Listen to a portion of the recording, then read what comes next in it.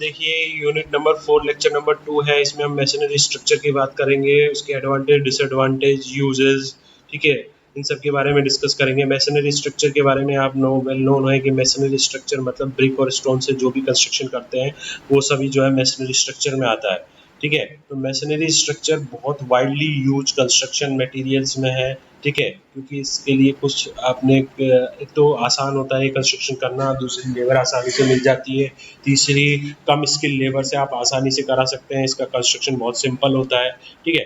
तो masonry structure is that structure which is built from individual unit laid in and bound together by mortar. Mortar का use करके हम इसे bound करते हैं, ठीक है। और मैसनरी स्ट्रक्चर में अपन ब्रिक, स्टोन, मार्बल, लाइमस्टोन, ये सभी मैसनरी स्ट्रक्चर में आते हैं, ठीक है।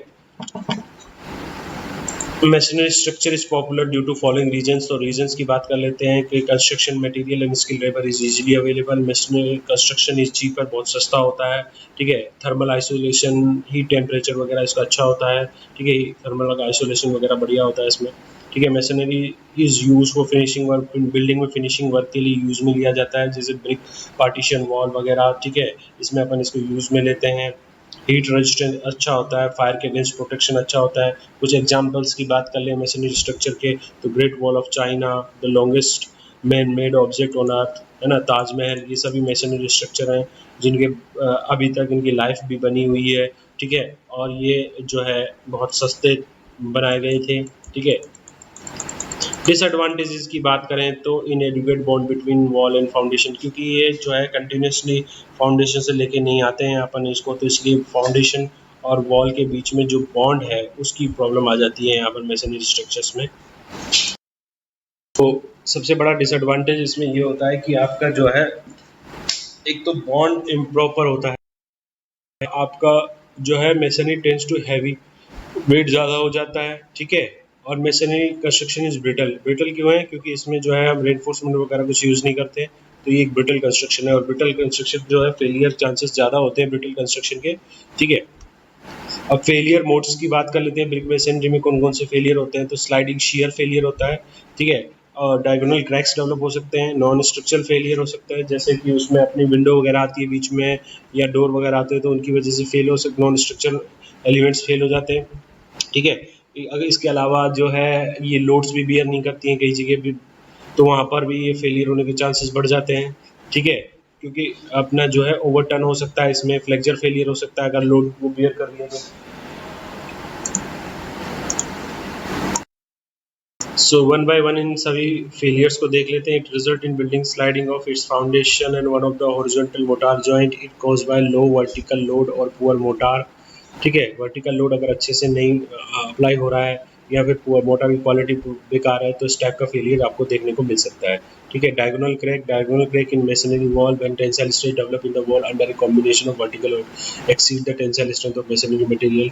तो सिंपल है कि अगर डायगोनल वॉल में डायगोनल क्रैक्स डेवलप हो जाएंगे अगर मटेरियल में जो टेंसाइल स्ट्रेस है वो ज़्यादा डेवलप हो जाए मटेरियल की स्ट्रेंथ से, ठीक है। नॉन स्ट्रक्चर फेलियर में देखिए, while the structure element of A building should be prime concern of earthquake resistance, structure element he majorly जो वर्टिकल लोड्स और हॉरिजॉन्टल लोड्स को बियर करता है इन्हें अर्थक्वेक रेजिस्टेंट बिल्डिंग में। Everything in the building construction should resist force generated by earthquake, non structure wall suspend in ceiling, window frames. तो chances जब earthquake के आते हैं तो उसमें जो है फेलियर के चांसेस बढ़ जाते हैं नॉन स्ट्रक्चर एलिमेंट्स के भी, इसलिए नॉन स्ट्रक्चर एलिमेंट्स को ड्यूरिंग अर्थक्वेक प्रोन एरियाज में जो है एक अच्छी स्ट्रेंथ के साथ डिजाइन करना चाहिए। अगर वॉल की हाइट बहुत ज़्यादा होगी एज कम्पेयर टू थिकनेस और लेंथ तो वो वॉल भी ओवरटर्न होने के चांसेस बढ़ जाते हैं, तो that type of failure is called failure due to overturning. And flexure failure take place when the height to the length ratio of a masonry is large and vertical reinforcement is negligible or small under a rupture in a plane bending with low axial force, तो chances of failure बढ़ जाते हैं। तो these are the failures, mode of failures of the masonry structure, advantages and disadvantages हमने देखे। तो masonry structure is a used very common type of construction, क्योंकि इसमें हमने समझा था कि ये इजीली अवेलेबल हो जाता है, ठीक है। इसकी लेबर इतनी रिक्वायरमेंट नहीं होती, लेकिन अगर आप इसको अच्छे से प्रॉपरली डिज़ाइन नहीं करोगे तो फिर इसमें चांसेस ऑफ फेलियर बढ़ जाते हैं। फेलियर के चांसेस बढ़ जाते हैं। उसके साथ साथ इसमें जो जिस तरह के ड्रॉबैक्स हमने देखे, वो सारे ड्रॉबैक्स को अगर हम अच्छे से कवर करते हैं तो masonry structure is a good option. ठीक है, sliding shear failure, diagonal crack, non structure failure, failure due to overturning. Overturning में हमने देखा कि जो बिल्डिंग की हाइट है वो ज़्यादा ले ली है आपने, वॉल की height as compare to length और थिकनेस, तो एक proper length to thickness ratio आपको लेना पड़ेगा। ठीक है, फ्लेक्चर फेलियर में भी आपने देखा अगर वॉल या कोई भी मैसनरी स्ट्रक्चर इसकी डायमेंशन प्रॉपर नहीं होंगी तो उसमें फेलियर के चांसेस ज़्यादा होंगे। So these are the failure mode of the brick masonry structures. Next में हम जो है नेक्स्ट लेक्चर वीडियो में हम अर्थक्वेक रेजिस्टेंट कंस्ट्रक्शन की बात करेंगे। देखिए, किसी भी बिल्डिंग को एक अर्थक्वेक रेजिस्टेंट बनाने के लिए कुछ बेस्ट जो सॉल्यूशंस है उनकी बात करेंगे कि गुड स्ट्रक्चरल कॉन्फ़िगरेशन होना चाहिए, लेटरल बिल्डिंग की स्ट्रेंथ अच्छी होनी चाहिए, डक्टिलिटी अच्छी होनी चाहिए, डिफॉर्मेबिलिटी अच्छी होनी चाहिए, डैमेजेबिलिटी अच्छी होनी चाहिए। मतलब इसका मतलब बिल्डिंग कम लोड पे डिफॉर्म या डैमेज नहीं होना चाहिए। बिल्डिंग में प्रॉपर रेनफोर्समेंट यूज़ करें। मेजरली आप यहाँ पर ये समझ लीजिए कि रेनफोर्समेंट का एक इंपॉर्टेंट रोल है। अगर बिल्डिंग में आप रेनफोर्समेंट का यूज़ करते हैं जैसे कि बीम कॉलम स्लैब में, तो वहाँ पर बिल्डिंग को एक अच्छा अर्थक्वेक रेजिस्टेंट बिल्डिंग मिलता है।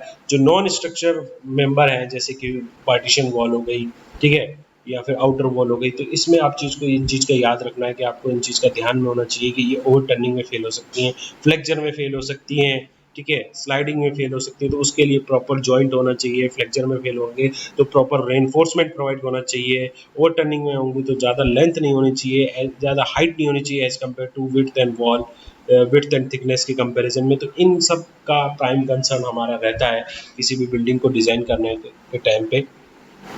So this is a lecture number 2 of unit 4, जहाँ पर हमने मैसनरी स्ट्रक्चर कंस्ट्रक्शन के बारे में डिटेल से डिस्कस किया।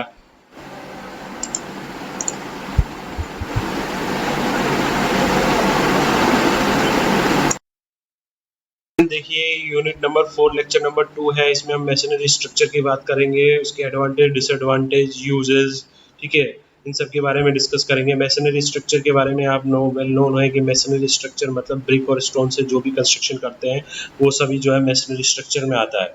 ठीक है, तो मैसनरी स्ट्रक्चर बहुत वाइडली यूज कंस्ट्रक्शन मटेरियल्स में है।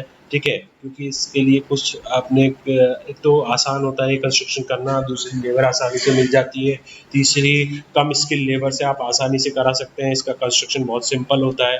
ठीक है, तो masonry structure is that structure which is built from individual unit laid in and bound together by mortar. Mortar का यूज करके हम इसे बाउंड करते हैं। ठीक है, और मैसनरी स्ट्रक्चर में अपन ब्रिक, स्टोन, मार्बल, लाइमस्टोन, ये सभी मैसनरी स्ट्रक्चर में आते हैं। ठीक है, masonry structure is popular due to following reasons. तो रीजंस की बात कर लेते हैं कि construction material and skill labour is easily available. Masonry construction is cheaper, बहुत सस्ता होता है। ठीक है, थर्मल आइसोलेशन, हीट टेम्परेचर वगैरह इसका अच्छा होता है। ठीक है, थर्मल आइसोलेशन वगैरह बढ़िया होता है इसमें। ठीक है, masonry is use for finishing work. Building में फिनिशिंग वर्क के लिए यूज में लिया जाता है, जैसे ब्रिक, पार्टीशन वॉल वगैरह। ठीक है, इसमें अपन इसको यूज में लेते हैं। हीट रेजिस्टेंस अच्छा होता है, फायर के अगेंस्ट प्रोटेक्शन अच्छा होता है। कुछ एग्जांपल्स की बात कर लें मैसनरी स्ट्रक्चर के, तो great wall of China, the longest man made object on earth, है ना, ताजमहल, ये सभी मैसनरी स्ट्रक्चर हैं जिनके अभी तक इनकी लाइफ भी बनी हुई है। ठीक है, और ये जो है बहुत सस्ते बनाए गए थे। ठीक है, डिसएडवांटेजेस की बात करें तो इनएडिक्वेट bond between wall and foundation, क्योंकि ये जो है कंटिन्यूसली फाउंडेशन से लेके नहीं आते हैं अपन इसको, तो इसलिए फाउंडेशन और वॉल के बीच में जो बॉन्ड है उसकी प्रॉब्लम आ जाती है यहाँ पर मैसनरी स्ट्रक्चर्स में। तो सबसे बड़ा डिसएडवांटेज इसमें ये होता है कि आपका जो है एक तो बॉन्ड इम्प्रॉपर होता है, आपका जो है masonry tends to heavy, weight ज़्यादा हो जाता है। ठीक है, और masonry construction is brittle. Brittle क्यों है? क्योंकि इसमें जो है हम रेनफोर्समेंट वगैरह कुछ यूज़ नहीं करते, तो ये एक ब्रिटल कंस्ट्रक्शन है। और ब्रिटल कंस्ट्रक्शन जो है फेलियर चांसेस ज़्यादा होते हैं ब्रिटल कंस्ट्रक्शन के।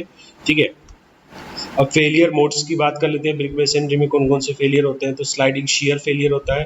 ठीक है, और डायगोनल क्रैक्स डेवलप हो सकते हैं। नॉन स्ट्रक्चरल फेलियर हो सकता है, जैसे कि उसमें अपनी विंडो वगैरह आती है बीच में या डोर वगैरह आते हैं, तो उनकी वजह से फेल हो सकते, नॉन स्ट्रक्चरल एलिमेंट्स फेल हो जाते हैं। ठीक है, अगर इसके अलावा जो है ये लोड्स भी बियर नहीं करती हैं कई जगह भी, तो वहाँ पर भी ये फेलियर होने के चांसेस बढ़ जाते हैं। ठीक है, क्योंकि अपना जो है ओवरटर्न हो सकता है, इसमें फ्लेक्चर फेलियर हो सकता है अगर लोड वो बियर कर लिया तो। So one by one in सभी फेलियर्स को देख लेते हैं। It result in building sliding of its foundation and one of the horizontal motor joint. It cause by low vertical load और पुअर मोटार। ठीक है, वर्टिकल लोड अगर अच्छे से नहीं अप्लाई हो रहा है या फिर मोटर की क्वालिटी बेकार है तो इस टाइप का फेलियर आपको देखने को मिल सकता है। ठीक है, diagonal crack in masonry wall when tensile stress develop in the wall under a combination of vertical load exceed the tensile strength of masonry material. तो सिंपल है कि अगर डायगोनल वॉल में डायगोनल क्रैक्स डेवलप हो जाएंगे अगर material में जो टेंसाइल स्ट्रेस है वो ज़्यादा डेवलप हो जाए मटेरियल की स्ट्रेंथ से। ठीक है, नॉन स्ट्रक्चर फेलियर में देखिए, while the structure element of A building should be prime concern of earthquake resistance.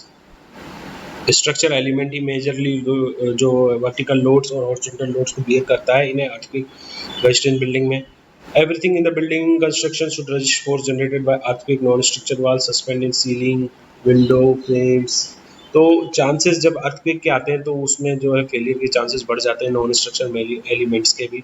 इसलिए नॉन स्ट्रक्चर एलिमेंट्स को ड्यूरिंग अर्थक्वेक प्रोन एरियाज में जो है एक अच्छी स्ट्रेंथ के साथ डिजाइन करना चाहिए।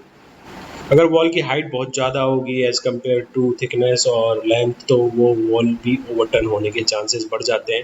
तो that type of failure is called failure due to overturning. Flexure failure take place when the height to the length ratio of a masonry is large and vertical reinforcement is negligible or small under a rupture in a plane bending with low axial force। तो chances of failure बढ़ जाते हैं। तो these are the failures mode of failures of the masonry structure। advantages and disadvantages हमने देखे। तो masonry structure is a used very common type of construction, क्योंकि इसमें हमने समझा था कि ये इजीली अवेलेबल हो जाता है। ठीक है, इसकी लेबर इतनी रिक्वायरमेंट नहीं होती, लेकिन अगर आप इसको अच्छे से प्रॉपरली डिज़ाइन नहीं करोगे तो फिर इसमें चांसेस ऑफ फेलियर बढ़ जाते हैं। फेलियर के चांसेस बढ़ जाते हैं। उसके साथ साथ इसमें जो जिस तरह के ड्रॉबैक्स हमने देखे वो सारे ड्रॉबैक्स को अगर हम अच्छे से कवर करते हैं तो masonry structure is a good option. ठीक है, sliding shear failure, diagonal crack, non structure failure, failure due to overturning में हमने देखा कि जो बिल्डिंग की हाइट है वो ज़्यादा ले ली है आपने वॉल की height as compare to length और थिकनेस। तो एक proper length to thickness ratio आपको लेना पड़ेगा। ठीक है, फ्लेक्चर फेलियर में भी आपने देखा अगर वॉल या कोई भी मैसनरी स्ट्रक्चर इसकी डायमेंशन प्रॉपर नहीं होंगी तो उसमें फेलियर के चांसेस ज़्यादा होंगे। तो these are the failure mode of the brick masonry structures। Next में हम जो है नेक्स्ट लेक्चर वीडियो में हम अर्थक्वेक रेजिस्टेंट कंस्ट्रक्शन की बात करेंगे। देखिए, किसी भी बिल्डिंग को एक अर्थक्वेक रेजिस्टेंट बनाने के लिए कुछ बेस्ट जो सॉल्यूशंस है उनकी बात करेंगे कि गुड स्ट्रक्चरल कॉन्फ़िगरेशन होना चाहिए, लेटरल बिल्डिंग की स्ट्रेंथ अच्छी होनी चाहिए, डक्टिलिटी अच्छी होनी चाहिए, डिफॉर्मेबिलिटी अच्छी होनी चाहिए, डैमेजेबिलिटी अच्छी होनी चाहिए। मतलब इसका मतलब बिल्डिंग कम लोड पे डिफॉर्म या डैमेज नहीं होना चाहिए। बिल्डिंग में प्रॉपर रेनफोर्समेंट यूज़ करें। मेजरली आप यहाँ पर ये समझ लीजिए कि रेनफोर्समेंट का एक इंपॉर्टेंट रोल है। अगर बिल्डिंग में आप रेनफोर्समेंट का यूज़ करते हैं जैसे कि बीम कॉलम स्लैब में तो वहाँ पर बिल्डिंग को एक अच्छा अर्थक्वेक रेजिस्टेंट बिल्डिंग मिलता है। जो नॉन स्ट्रक्चर मेंबर है जैसे कि पार्टीशन वॉल हो गई, ठीक है, या फिर आउटर वॉल हो गई, तो इसमें आप इन चीज़ का याद रखना है कि आपको इन चीज़ का ध्यान में होना चाहिए कि ये ओवर टर्निंग में फेल हो सकती हैं, फ्लेक्चर में फेल हो सकती हैं, ठीक है, स्लाइडिंग में फेल हो सकती है। तो उसके लिए प्रॉपर जॉइंट होना चाहिए। फ्लेक्चर में फेल होंगे तो प्रॉपर रेनफोर्समेंट प्रोवाइड होना चाहिए। ओवर टर्निंग में होंगे तो ज़्यादा लेंथ नहीं होनी चाहिए, ज़्यादा हाइट नहीं होनी चाहिए as compare to width and wall width and thickness के कंपैरिजन में। तो इन सब का प्राइम कंसर्न हमारा रहता है किसी भी बिल्डिंग को डिज़ाइन करने के टाइम पे। So this is a lecture number 2 of unit 4 जहाँ पर हमने मैसनरी स्ट्रक्चर कंस्ट्रक्शन के बारे में डिटेल से डिस्कस किया।